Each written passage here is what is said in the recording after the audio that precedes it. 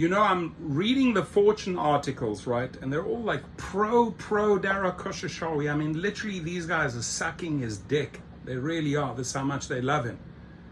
Whereby you got like Forbes, right? There's Fortune and Forbes. Don't confuse the two. You got Forbes with Len Sherman attacking the guy.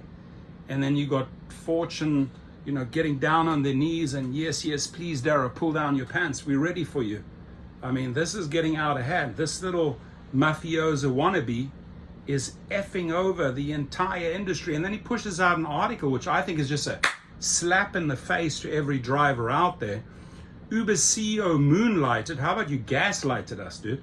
Moonlighted as a driver, and it changed the way he operates the company. Oh, in what way did it change you, Dara? When you did your 1 or 2 little trips and your 1 little food delivery, right? Pretending to know the industry.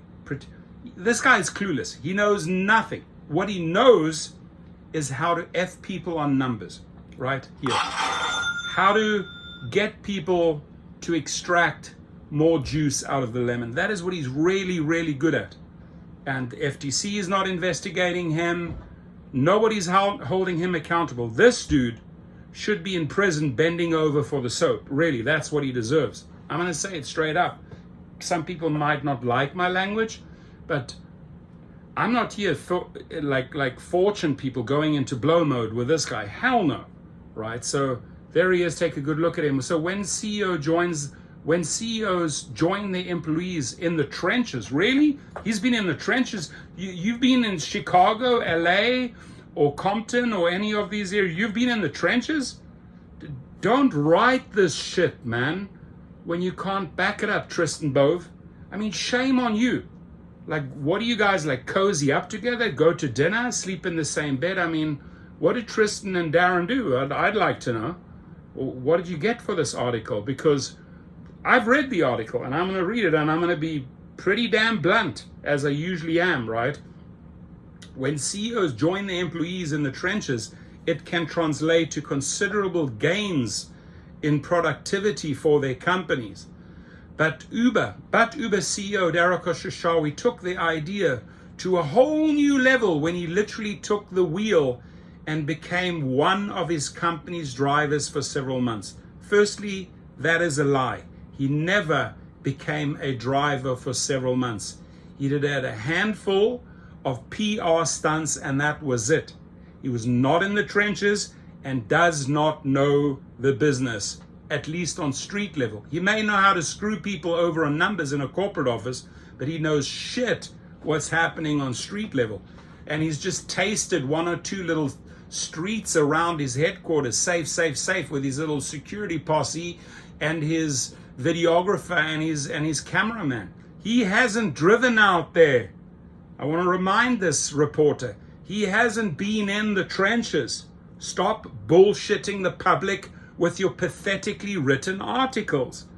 Aren't you able to speak the truth? Well, come to the truth at this channel or a couple of other channels. It began as an effort to understand the experience of drivers during the pandemic. He did not want to understand. This was all a PR stunt. You think he knew exactly what he was doing with his algorithms and his team? You honestly think, Mr. Reporter here, that he wanted to understand the driver? Hell no. He wanted this as a PR stunt. Driving on my little bicycle in my little Tesla, need the cameras there, smiley faces, security with guns close by in case some crazy driver attacks him. It began as an effort to understand the experience of drivers during the pandemic, but the experiment eventually forced Khosrowshahi to re-examine every single assumption that we've made. And this is where the lies start. I think that the industry as a whole, to some extent, has taken drivers for granted. Damn right. That's just a statement, right? Pretending, we took them for granted, but we're gonna be human now. We're gonna take care of these people. All bullshit.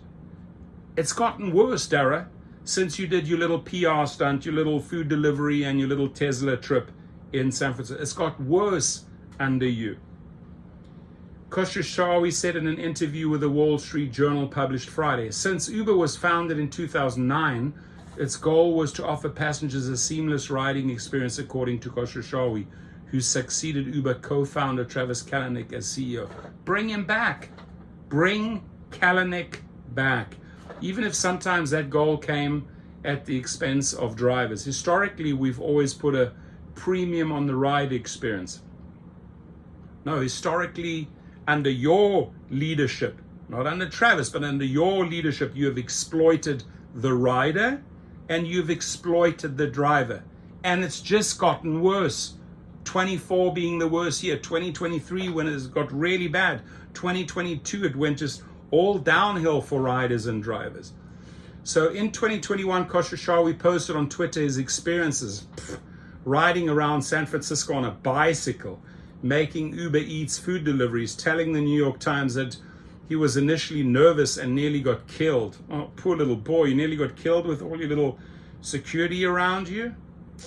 In traffic near the city's baseball stadium. Khosrowshahi went into more detail about his experience in his interview with the Wall Street Journal, where he described using a second-hand Tesla. See, I got those facts straight last year to masquerade as an Uber driver chauffeuring people around the city with a curated Spotify playlist. The experiment was known internally as Project Boomerang, because it came back and slapped him straight back in the face, and was originally designed to learn how the company could attract more drivers after a pandemic-induced shortage. Through the effort, Khosrowshahi experienced many common Uber driver complaints, including harassment from riders, anxiety of maintaining high rating, and frustrating sign-up process. Khosrowshahi, how did we get to those points? You got us there. Did you fix them? No, you didn't. He created the environment for riders to harass drivers. He created the anxiety of maintaining a high rating with all those threats. Now you pretending to be the good little boy? Come on, man. We see straight through you, fool. The whole experience was pretty clunky. You clunky.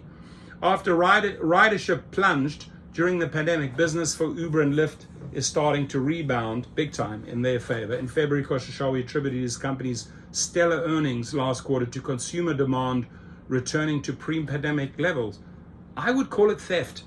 Let's call a spade, right? Dara Khosrowshahi, you engaged in the highest level of theft between 23 and 24.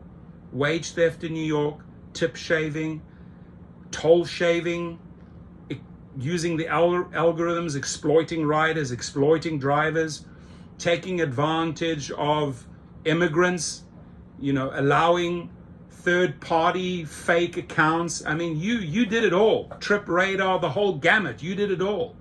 But challenges still lie ahead for Uber, especially when it comes to attracting drivers.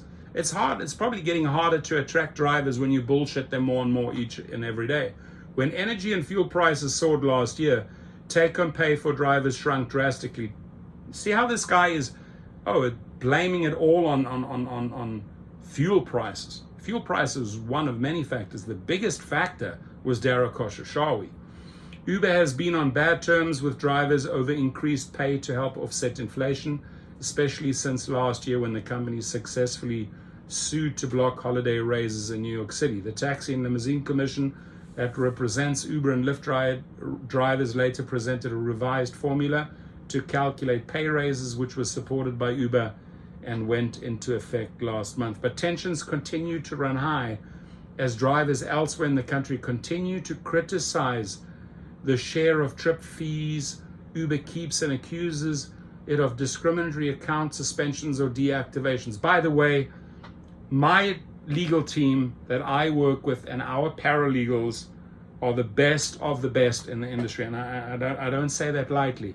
We've done over 5,000 for wrongful deactivations. We file the lawsuits. We go after the companies. We go after your lost earnings. The links are below, Gig Rocket and Activation Heroes. So, and many have tried to copy what I've put in place, but we're the dominant leader when it comes to wrongful deactivations. And hit me up. You have my email and my number below.